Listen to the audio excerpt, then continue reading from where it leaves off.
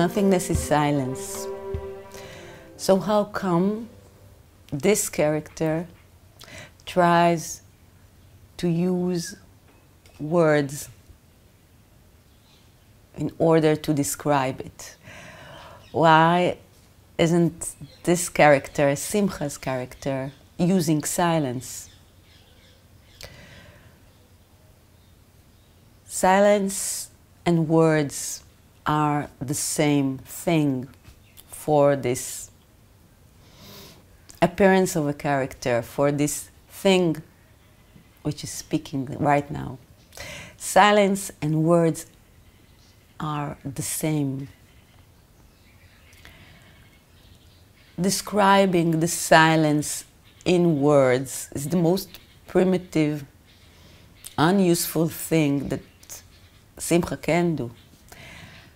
But unfortunately, it is the only way of communicating some kind of information and knowledge from this silence, from this all-nothingness, from this thing.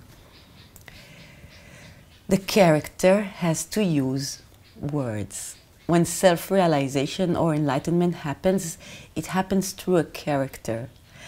In this case, it happened through a character of a person or a woman who is very chatty, speaks a lot, speaks her mind, very feisty. This was the character of Simcha. When she was a child, her uncle called her a hot pepper because she always had something to say and to fight for, and used a lot of words, and she wrote stories. And she used words, she liked words. And so when the silence became that character, when she realized she was silence, she couldn't stay still and express this thing through silence because it wasn't in the nature of the character.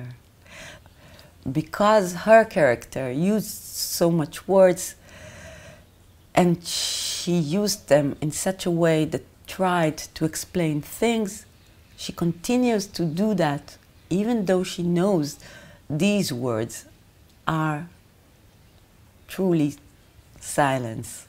There is a famous Israeli song, and one of the lines say, "What are words if not silence?" Using words in order to describe this thing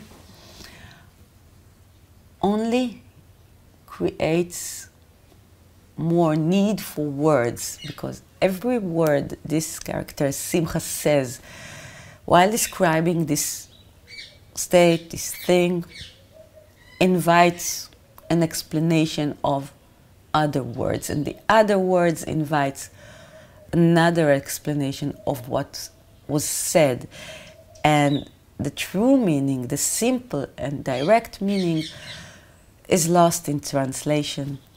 So it's like for Simcha to try to translate a book from one language to another, and when she tries to take a phrase from that book, what she is reading, what she knows, and translate it to this language, there are no words in the vocabulary to match what she's trying to say. So she uses something like, and it's in a distance, and it's not something that is truly the meaning of what she's trying to say. Let's take, for example, the word silence. When she says words are silence, it does not mean that words are quietness or not speaking. To explain the word silence, she will need now to dedicate the next 20 minutes at least to try to explain what she means when she says silence. And still, it will not be something that will transcend the primary knowledge of who is listening to what he believes silence is. Because words are like structures inside the brain. Each word is like a tree. It has roots where you first heard that word, what you felt, what you think about this word, what kind of life experience do you have with this word. Do you like this word? Do you hate this word? How do you interpret this word? And every word that is being said has this enormous weight on it of the character who is listening.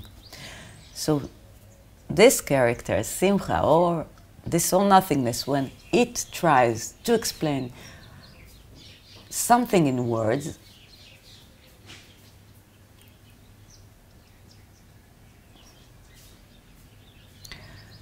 it becomes an impossible mission. It's just impossible. So using words as a primitive way of communicating, but it's the only way of communicating. So I would say and recommend that if someone is listening to this character, he will take into consideration that every word she says, she doesn't mean the exact meaning as known. She means something in the neighborhood. She means something that is similar, but in a very, very distant kind of way. It is absolutely not the same meaning. When she says God, she does not mean God.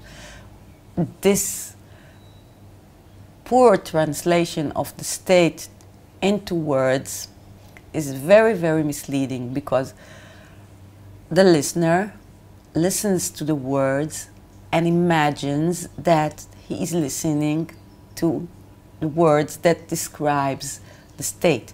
And then he can't, or she can't understand why she cannot understand the idea behind the words, because words are being said and something is trying to pass through to their perception, but it's not, the true essence does not pass through the barrier of the words. And this is because the words are incorrect. Words are being said, explanations are given, and they are not the true essence and meaning of the state, which is silence. And this attempt is ridiculous. For the character, for Simcha, it's so ridiculous to try and to put this thing into such a primitive tool as words. And she knows it creates a lot of misunderstandings and a lot of confusion just because she used this kind of words and not others. And it raises so many other questions because the information is so baffling. It's something you cannot understand, so you have to ask another word. So the information itself is warped. It's not coming in a direct way, it's coming through words, so it creates a lot of confusion and questions, and you have to answer the question, and it creates another question because in no way words can describe this thing. So it's adding confusion through the information. And yet it is better for this character to try to use words in order to describe the state than to be silent. Because silence, as seeing through a character like that, is wonderful. It is like more holy or connected to this thing, because it is silence, so you are silent, so it looks like that, and you are silent. But it is not this silence. This is not the nature of this thing. So the character, Simcha, knows that even the chattiest, the most, I don't know how to describe a character which speaks so much, you know, you say she speaks too much, is also a silent figure. Simcha is also silence. She expresses herself through words, and she is this, and her words are her silence. This is Simcha's silence. Simcha's silence is words. And it doesn't matter if they are the right words, and there will never be the right words. There will never be the exact words that describes what she wants to say, and she will always say something other. Her words will mean something other than you will understand. Always. So it's like she's talking, she knows every word she's saying is very, very warped. It's not the true meaning. It's in the neighborhood, but it's very, very far away. And she creates and tries to create some kind of logic through the words of the state. And this is her silence. And this is the way she, the character, expresses herself. And she's trying to do that because the holy kind of silence, this kind of silence, is not in the nature of the character. This is the only reason. This thing, this or nothingness. She invented a word for it because when she tried, she knew she cannot put this thing into a word. No one can. It's way, way beyond description. But this is the closest she found to somehow utter it, express it. And this is why she encourages anyone to invent a word of their own to this thing, and for it to be his own or her own words for this great thing that cannot be described in words. Invent some kind of a way you call it. So she calls it all nothingness. She had to express. She had to. So she calls it all nothingness. She had to invent a word for it, for herself, just to stay somehow connected to what it means. It is way, way beyond words. Most of the times when she uses words, she's making an effort to make it as close to the actual meaning of what is in a very, very direct way, like saying that this is emptiness or nothing ever happens. These are two phrases that are so confusing to express, because when you say this isn't happening, I am not speaking. So this is the only way to understand how words are irrelevant in this transformation of information. When Simcha, the character, will sit right now in front of the camera and she'll say, I am not speaking right now. these words are not coming out of my mouth. This is the only way that is very, very direct to try to use words in order to say the true meaning of what is. And it's a paradox because it appears that she is talking, she is speaking, that the words are coming out of her mouth. This is what it looks like. This is the paradox, and she uses these words, and you build the meaning, and it's not the meaning. It's not. The meaning is the direct meaning. She's not speaking. This is silence. But the mind will try to understand how come the words are coming out and then becoming something else, and who is speaking, and what he knows about about voice, and about how reality is built. Every logical thing is being tested through these words, using words, trying to use these words. This is hilarious for the character. Struggling for words.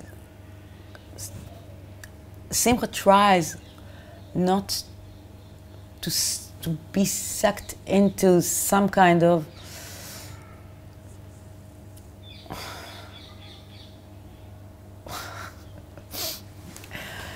no, it's another struggle in English. What for words? It's like structure. She doesn't want the words to be structured, to be obvious, to be known, to use like something you can predict, predictable words for the state. And you know she says silence, you know she says character, or nothingness, so you know what she means. And then you create your own interpretation, and you watch the entire thing, and you interpret the entire sentence to what you already decided these meanings will be. And the meaning has to be fresh. Every word has to be fresh. This is oneness. This is the thing itself. It is freshness. It is pure spontaneity. So words are very, very still and heavy. So using them, using heavy bricks, and trying to take a brick, a heavy brick, and just let the breeze take it. The wind cannot carry the brick. It falls down to the ground, and becomes a word, becomes an interpretation, becomes what it is. And this is the process. And it's such a futile process, and it's such a wonderful process, because it is the only way to communicate, so it's the only thing it can do. So it does that, just like it does every other thing in her reality, just like living in the character, eating, sleeping, laughing, dancing. Everything is not just, it's only an appearance. Words are only the appearance. But when there is an attempt, like in this channel, to try to deliver a message, it becomes more evident that words are a very, very poor tool for it. It's a heavy brick in the wind.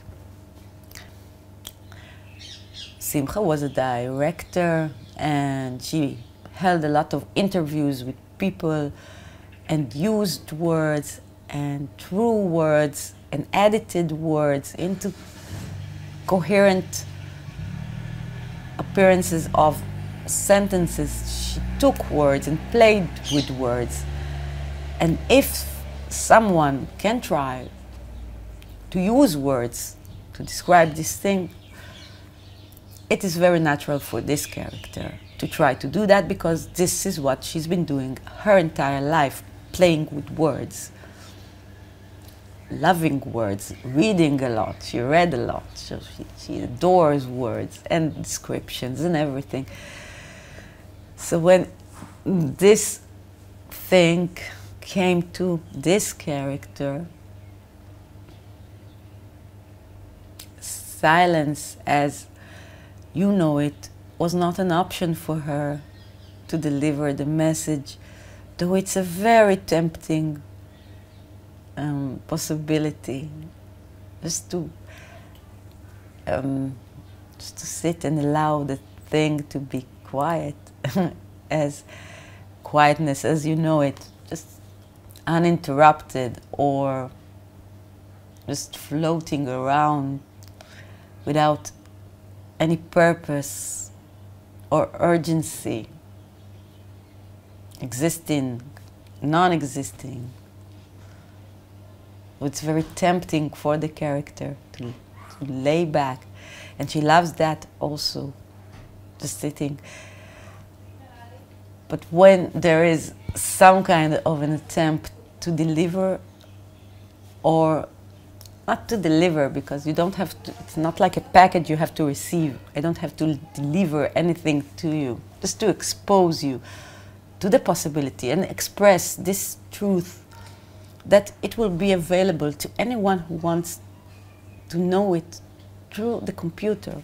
Anyone can listen to this attempt of words and try to understand it. It has to be exposed, so it has to be just molded into something that is possible for a person to hear. So this is my warning to anyone who is listening to me, or anyone, because this does not apply only to my attempt to try to express this all nothingness. This also is has implications on every word you hear from everyone around you, and the words you use. They have, it's not what it seems. It's always the interpretation of the psychological structure of the character, and you have to pay real attention to words and to the actual meaning of the words, and to see beyond the words, to see the actual meaning. It lies beneath the words. It is in the wholeness of the process. It's in the way it's being delivered. It's in a lot of parameters that are not the actual words themselves. You have to know the meaning, not to listen to the meaning and interpret the meaning, just to directly understand. And this is through extreme listening to what is being said, not with the ears, with the heart. Directly understanding it, intuitively understanding what the other people are saying, what the words really mean. So words do come easy to this character. They do come easy. She can use them. He never means what she says. Actually, she always tries to say something else through the words, and to express this thing through the words. And the words are the obstacle in her way, not the way that helps her. The words are the obstacle. But she loves the challenge of expressing these things through words, and she's trying her best. And she will continue to do that, even though it makes no sense at all, because this is her character. The Israeli song that begins in the words, "What are the words if not silence?" ends in the line, "Your silence always walks with you." And this is it. You are a walking silence, expressing through words. The words are not the thing itself. It's a wonderful thing, like thought or imagination or dreams. Words are not real. It's an expression, and this expression, you should not cling into the actual meaning of it. Hear the music of the words, the music of the words, not the actual words. Emptiness it is not something empty. Listen to the emptiness, inside the emptiness, and try to understand what is this emptiness. It is not the word. It is not what you know about it. It is the direct thing that you feel and try to grasp through the words.